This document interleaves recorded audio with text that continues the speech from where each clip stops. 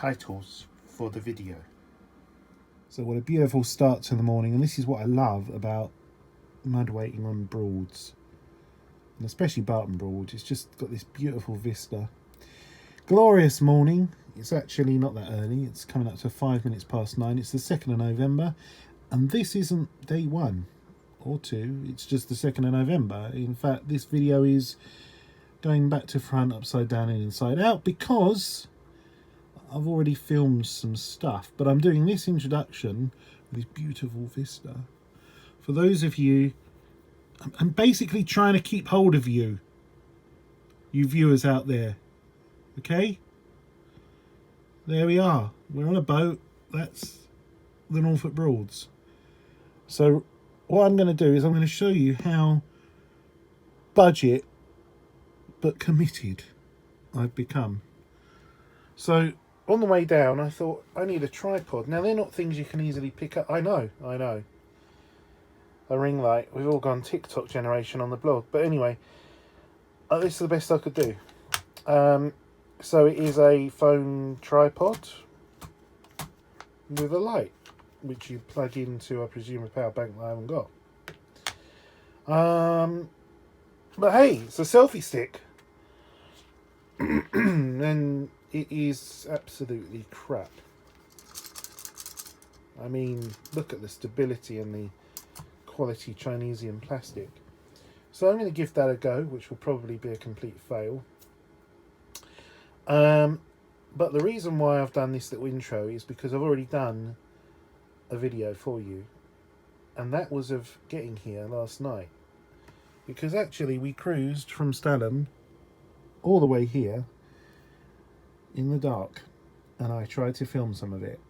And then, if that's not good enough for you to be kept intrigued and interested, I've done a 27-minute drive interview. Oh wow, I know that's going to be, now that is only going to be for you hardcore blog watchers out there.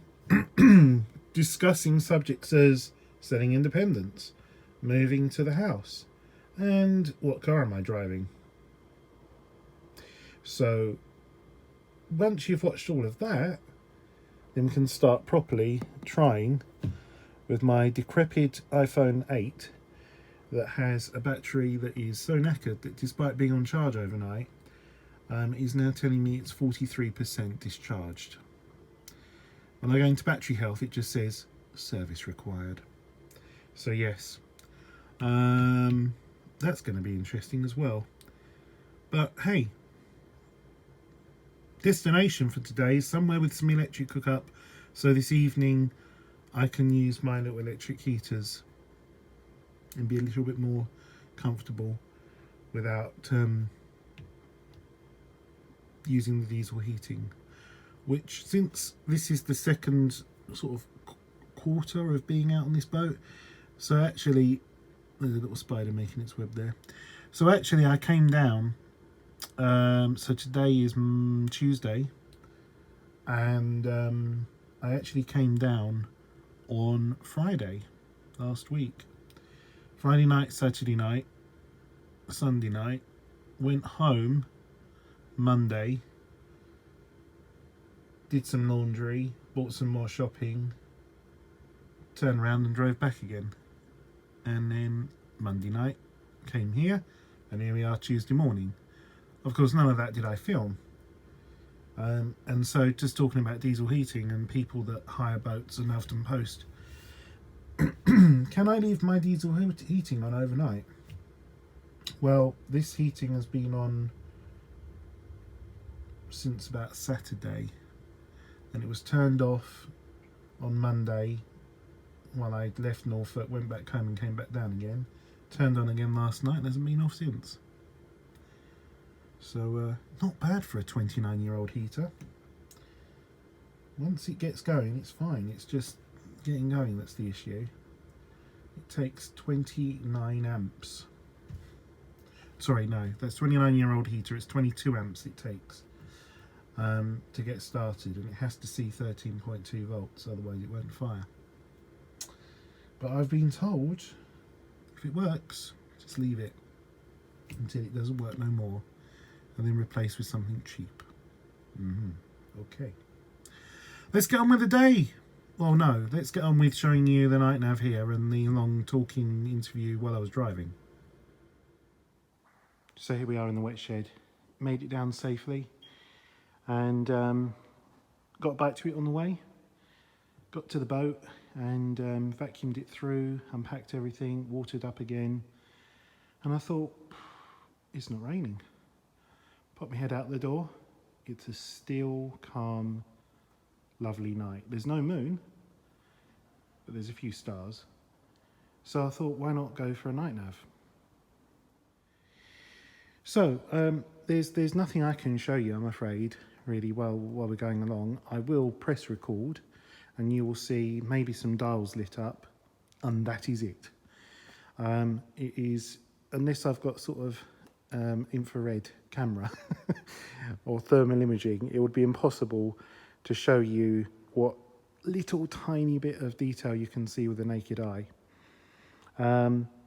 But if you can night nav, if you're insured for it and you've got your nav lights, and most people when they buy even an ex-hire boat, one of the two things that many people do, first thing, buy a red ensign, second thing, get nav lights fitted, and then proceed never to use the nav lights. Very, very few people, I would say, of all the boats out there, actually navigate at night as a kind of a, oh, let's just do it. Some might have to, you know, and maybe that's always a good thing to acquaint yourself with what's it like. So I'm just going to run through some of the things I do, some common sense stuff. First of all, make sure your nav lights are working. Second of all, prepare and extra especially careful everything before departure. So make sure your lines are nicely done along the decks or coiled. Make sure your fenders are safe. Make sure there is just no possible extra trip hazards along the decks, because the last thing you want to do is be mooring up in the dark and get caught in a rope. Obviously, the risks of doing this at night are increased. And some people might even say, well, if you don't have to do it, why do it? And to those people, I would say, because I can. You know, it's riskier driving at night in a car, but we all do it. It's riskier cycling at night. There's always an added risk. But I don't really want to sleep on the boat in the shed. So I'm going to head out. These lights will automatically go off in here and it will be plunged into darkness. So yeah, I've prepared the boat. All the interior lights are off, disconnected from shore power, and just small things as well. Like, for example, I'm all right, I'm on my own, but say there's a party of you. Make sure that everybody is aware that, you know, I'm sorry, but we're doing a night nav, so you keep one part of the boat for everybody to be in if they want the light on. If not, it's lights off. Don't put the kettle on or start cooking. There you go, there's the lights gone off. Because then, especially when it's a bit chilly as it is now, the last thing you want to do is steamed up windows on the inside while you're night navving.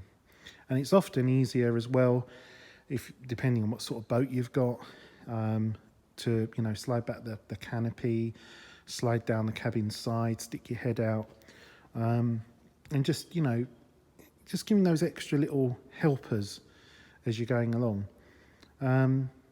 Be aware of where you're going. Don't just head off aimlessly like you might in the daytime.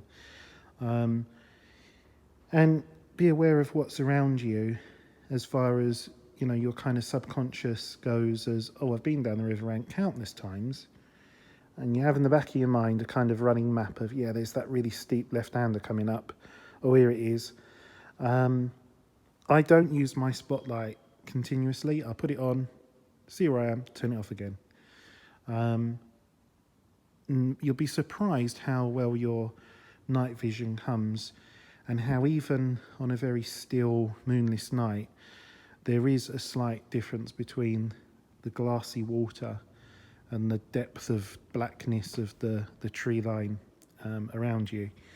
And it is actually a really wonderful time. In fact, I would say the absolute pinnacle is setting off while it's still dark, and then you're cruising as the sun rises. That, to me, is the best. I mean, I suppose it could be the same way as when you're cruising along the sunset, but it's that awakening moment, and we did that not that long ago, and that was a beautiful time in the morning. So yeah, I'm sorry I won't actually show you much going along, and I do have to obviously concentrate a little bit more, but there we are. We're off for a night nav. Well, I am anyway. Okay, so we're just leaving Richardson's. There's all the floodlit boat yards.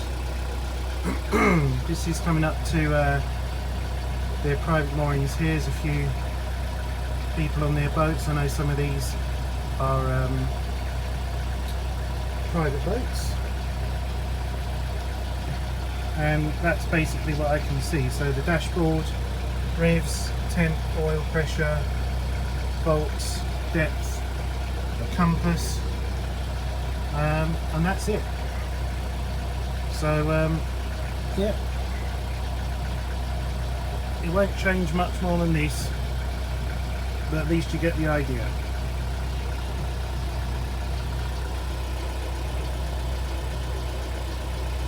And that's some lights there, so you can imagine it's just a beautiful night. You just can't see that carpet of stars above.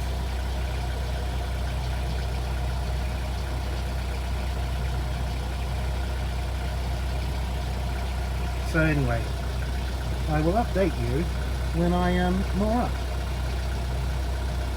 So I've made it to Barton Broad.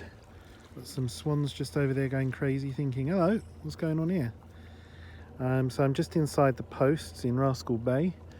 If I turn, well, let me keep the torch on. There's the mudweight cable, and here's the boat.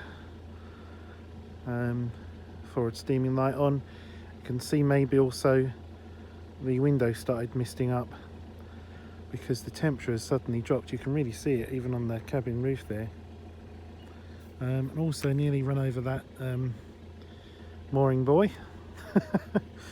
So yeah, but let me turn off the torch. You can hear an owl. The weirdest thing is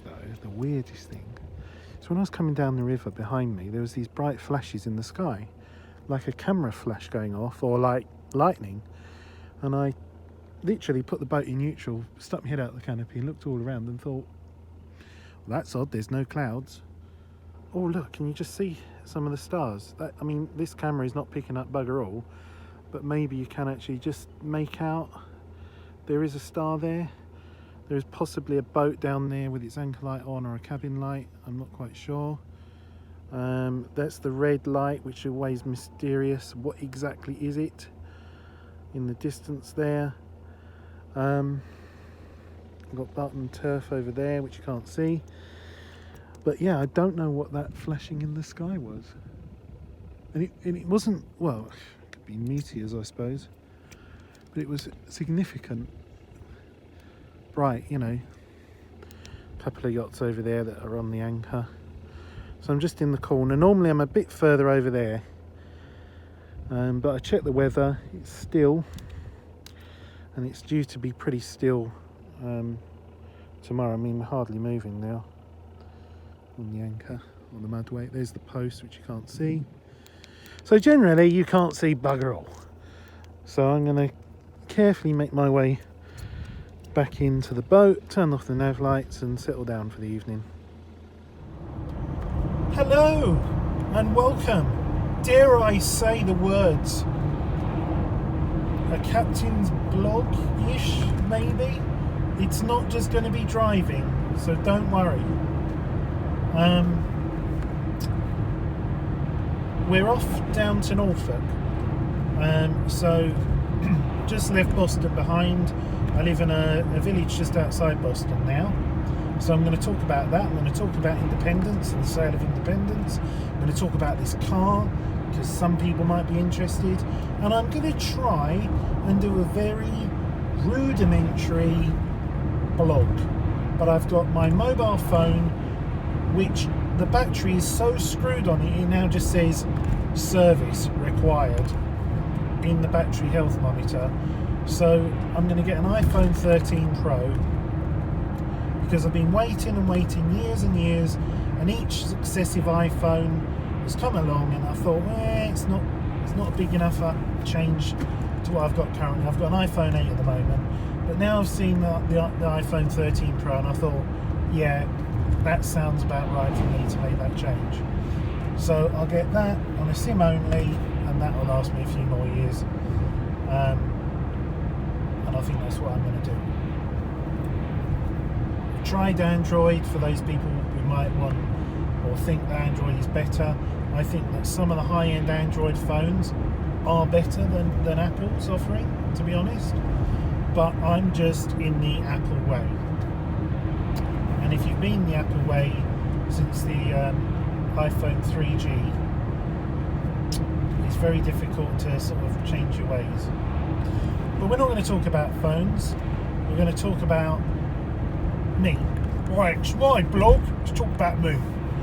So yes, I moved off Independence, and I now live in the Boston area in Lincolnshire. And if I'm talking to people that live in Boston, like I went to the doctors the other day, or the hairdressers, or a takeaway, or whatever, and people sort of go, where are you from originally? You know, like, you don't sound, you know, and you say, oh, I grew up in London, and then I moved from London to Norfolk, and then I've just recently moved up here. They think you're absolutely bonkers. Why would you move here? If you talk to people that are not in this area, like, you know, they might live in Norfolk or somewhere, and you say, oh, where are you living now? And you say, oh, just outside Boston. And they go, oh, what made you want to move there for? I don't understand what is so bad about Boston. It's got everything you want. It's quite a nice town. Shops are all right, and then just outside you've got larger stores, big Tesco's, Spalding, for Sainsbury's, B&Q, B&M, Dunhill, which I'm loving, for homeware and curtains and blinds and Christ knows. Peterborough's not far away. My mum's not far away. It's not too far to go down to the boat. It's a great leaping base if you want to head north. Recently just randomly drove up to the Yorkshire Dales, and then from the Dales across to the Yorkshire Moors. That was a lovely few days up there. So I really like it. I don't like the landscape though. I find the landscape terribly boring. Nice little Sierra GLS there.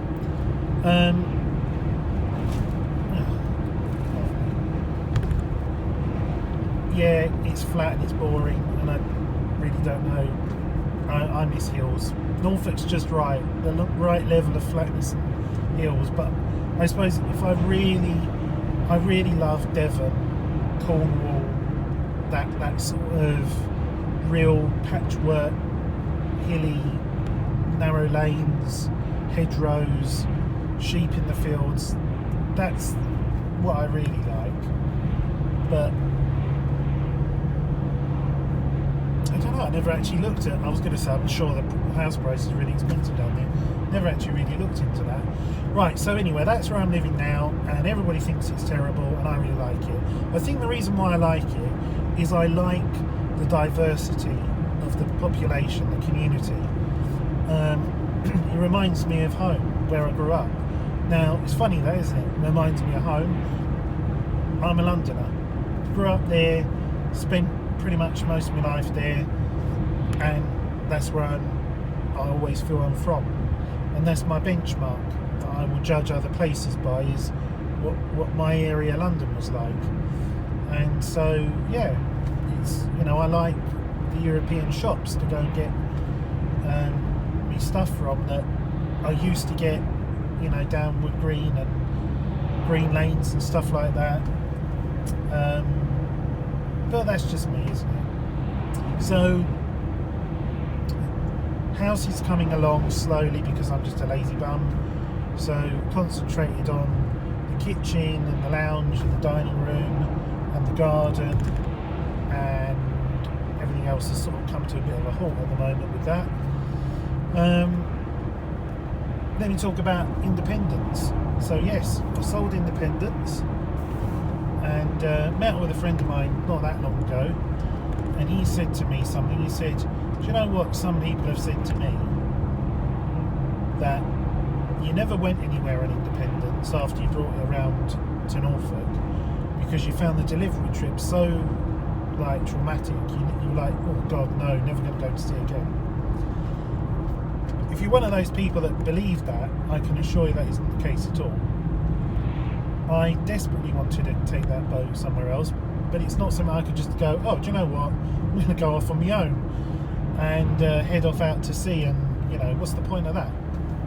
So I wanted to go down to the Channel Islands, I wanted to go to Whitby, possibly even over to you know, Holland, but getting people that you knew, trusted, were experienced, getting them on board literally, and their wives, free time, contributions towards costs, plus it's my house that I was living on, so a lot of stuff that I'd collected would all have to get taken off, boxed up and put into storage, because it was filling up the cabins, and it was, you know, you don't want to have stuff just laying around that could, you know, take off and cause issues. So that would have had to have been taken into account, and it just never really happened. So yeah, I regret that, but it is what it is. I think we're heading some pretty good rain coming up here. So but why did I sell her when I sold her? Well, when we had Brexit happen and the pandemic, lockdowns and everything else, I thought, well, this isn't looking like a very secure future. You know, the marina could basically say to me any moment, bugger off. The boat itself is devaluing all the time, and I just thought, I don't know, if I get a house, I can't keep the boat. There's no point in having that huge boat that you're not going to go and use to go anywhere on, really, sat there, you know. So I thought, no, really, now is the time to sell it. And it was a big decision, you know. You have to get by the Volvo, don't you? I'll talk about the Volvo in a minute. But yeah, so went to NYA, put it up on the market, and I thought, this is not going to sell because it's in the wrong part of the country, and the price that it was marketed for, you know, what sort of local person is going to want to come and pay that sort of money? And I thought, well, it's going to be on the market for, I mean, before I bought it, it was on the market for 3 years, so I thought at least a year, 18 months maybe. NYA were confident that no, this is right up our street. Unfortunately, it did attract quite a lot of attention, and the initial offers that I was being given for it were just ridiculous. I mean, like, there's a point when you think to yourself, are you taking the piss? If you're offering £45,000 less than the asking price, really? Come on now, let's not be silly. So I was in no hurry to sell it, and the sales broker at NYA was like pushy. You know, sometimes, oh, you've got to take this offer, you know, this is, and I didn't. And I just said, no, I'm not in a hurry. And then, while that was on the market, I completed on the house purchase.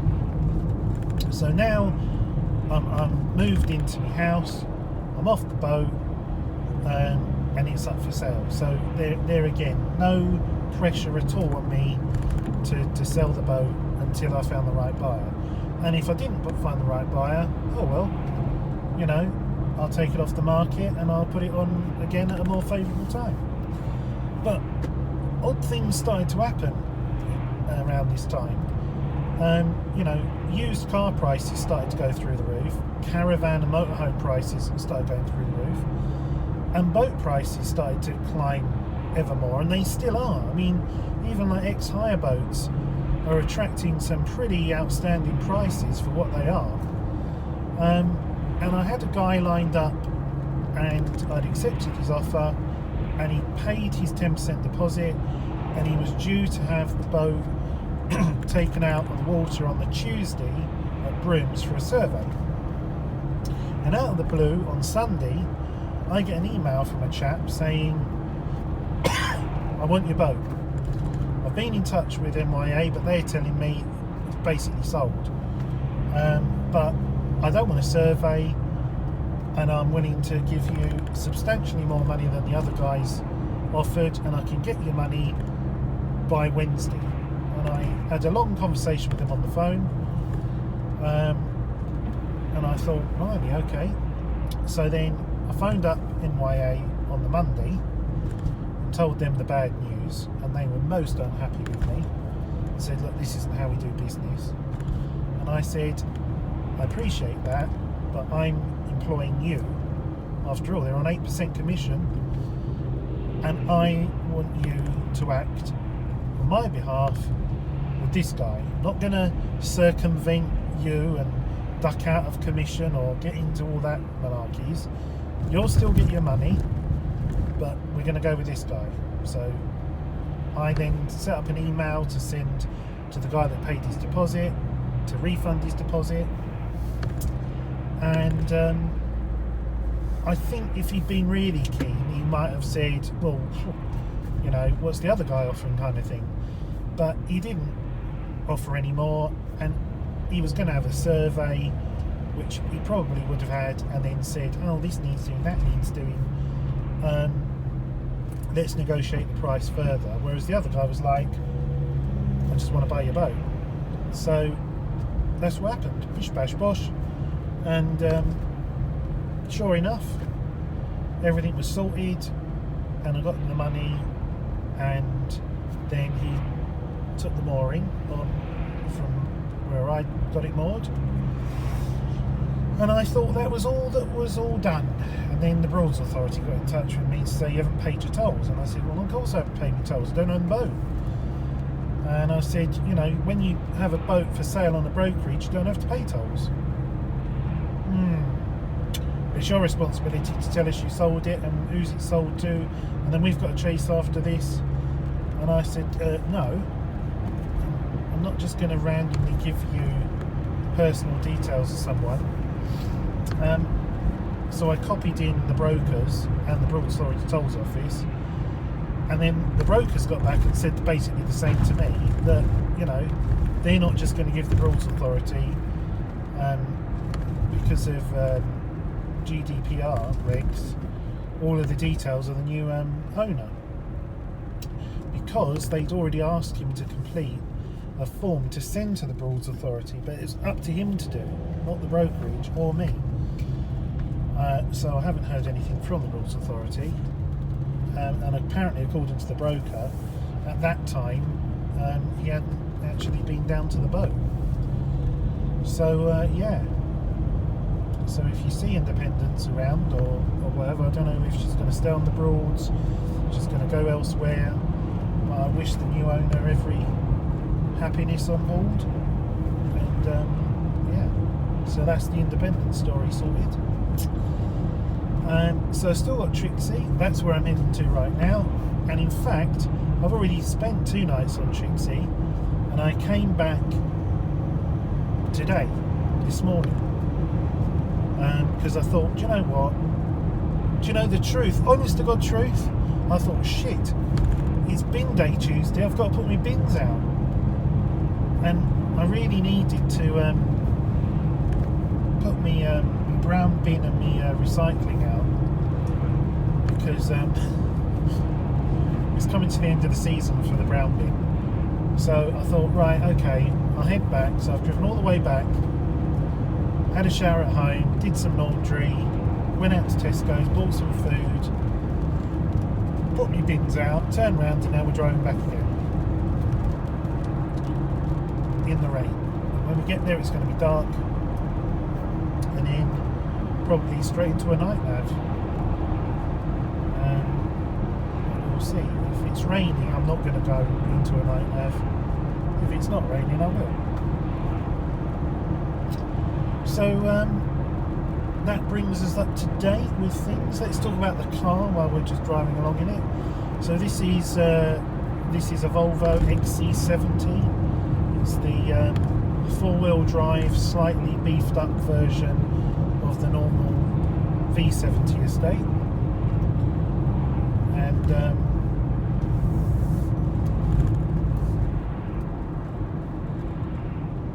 yeah, what was I going to say? This is my third Volvo. So I bought a red Volvo from a chap on Easter Sunday off of Facebook Marketplace, and that was a disaster because that was my fault. I didn't do any checks on it. I just went and bought it, and he met me in an industrial estate on a Sunday afternoon and said, "There you are," and he drove off in his car, and I was left with the car and the key, and then when I got on the A47, it wouldn't do more than 40 mile an hour, and I took it to a garage, and they pointed out the horrendous oil leak that was caused by a bung on the bottom of the engine. And they said, that's not an expensive part, it's about a £5. What's this Fiesta doing?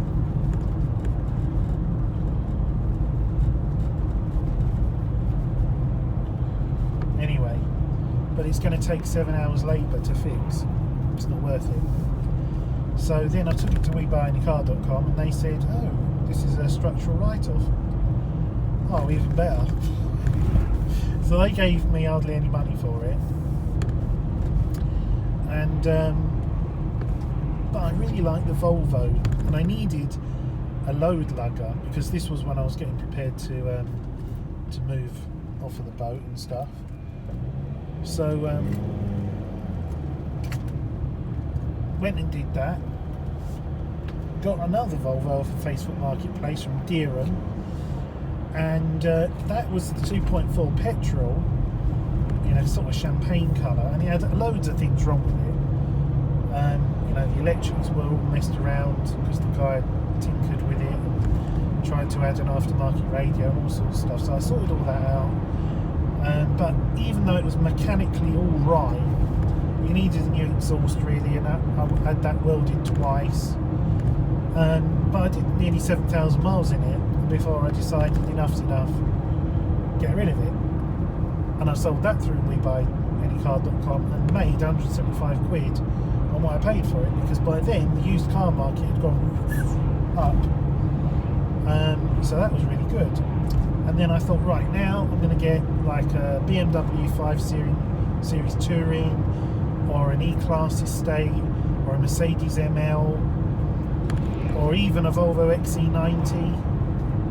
So these were sort of the things, practical large cars with a bit of luxury. And I started looking around at them, and I thought, I don't know.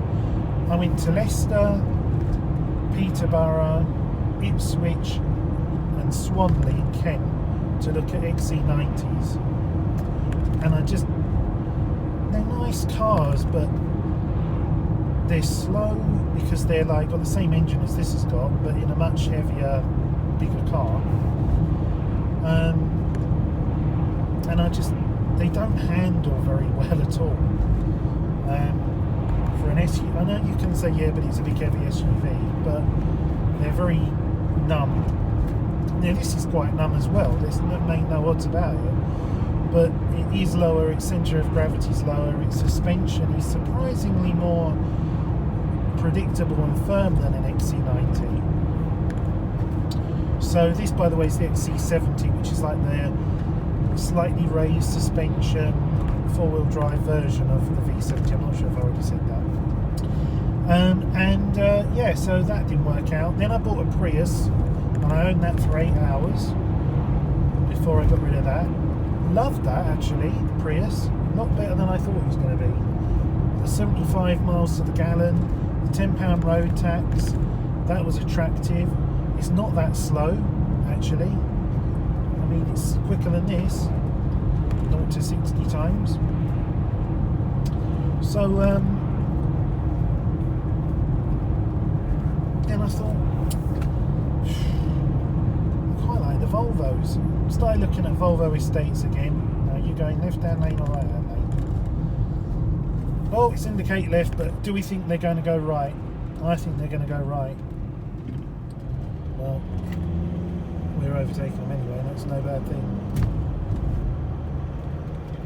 In the rear view mirror, yes, they've gone right, without indicating. Lorry behind's just flashed them. So, the famous Sutton Bridge.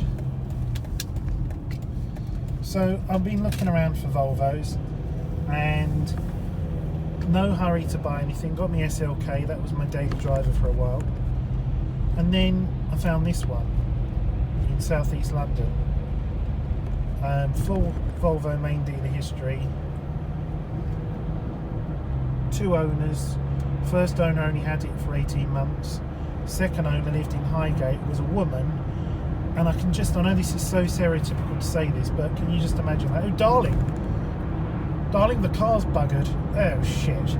Take it to the dealers. Okay then, hon. But you can just imagine that. Because everything, the smallest, tiniest thing, was looked after on this car. You know, always to the local Volvo dealer. It had Pirelli tyres on it when I bought it. And you just sort of get this impression of this has been looked after, money hasn't been a problem. So I bought it, and I thought it's a really good base to start with. So right now we're averaging 46.3 miles to the gallon. I like that about it. It is a bit agricultural, the diesel engine in it, 2.4 5-cylinder. It's incredibly laid back, but it's so comfortable. The seats are lovely, the heating's lovely, the air conditioning's ice cold in the summer. I've got all of the options, every option on it that you could have when this was new. The only thing I haven't got is the adjustable suspension, and I don't mind that because that often goes wrong. So, and it's perfectly comfortable for me with the suspension that it's got. Even the reversing sensors still work, and the factory fitted alarm still works. On all of the Volvos that I've ever gone to look at, those two things, one or both, were not working. Often the parking sensors fail, and almost always the alarm system will say alarm system service required. This doesn't, and it works, as I've found out. So I've put new Bridgestone all-season tyres on it, which are winter rated as well for snow. They've got the 3 snowflake certificate symbol on them. New discs and pads, which I do anyway when I buy a car, because then I just know where I'm starting up with. Start from the bottom, work my way up. Engine service, power steering, fluid change and flush, coolant change and flush. I'm going to get a new windscreen in a couple of weeks' time, because there's some milkiness that is actually between the panes of the laminate on the passenger side, so that needs doing. Get the alloy wheels refurbished and powder coated tungsten grey, and then take the car into Norwich for the tinting of the windows in the rear, because nowhere I can find in Lincolnshire does the, I think it's Lumar or something. It's a very, very decent tint film that has a lifetime guarantee. It will not peel, bubble or fade. And the place in Norwich that does this has they actually take the windows that go down, they will take out the car and they will put the film on with the glass out the vehicle in a clean room. They did my X5 and it really was fantastic. and it is like new inside. Nothing's worn. All the buttons. It's lovely. And I've just done, as I've been talking to you, 140,000 miles. We've done 140,008 miles. And I bought it 133,850 in August, and now we're November. So it shows how many miles I clock up. So yes, I think that brings us up to date with life as it starts to get dark. But this is what this car just does brilliantly. It's just cruising along.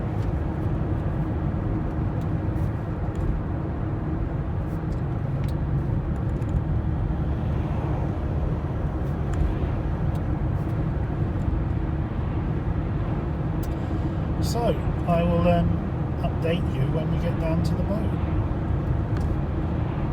I should be out now for Monday night, Tuesday night, Wednesday night, Thursday night, come back Friday. Might come back Thursday, not sure. So